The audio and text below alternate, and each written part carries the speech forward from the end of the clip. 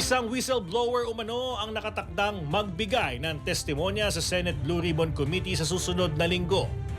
Ito ay tungkol sa umano'y papel ng mag-asawang Curly at Sara Diskaya sa pagbili ng isang house and lot sa South Forbes Park na konektado kay dating House Speaker Martin Romualdez ayon sa nakalap ng politiko.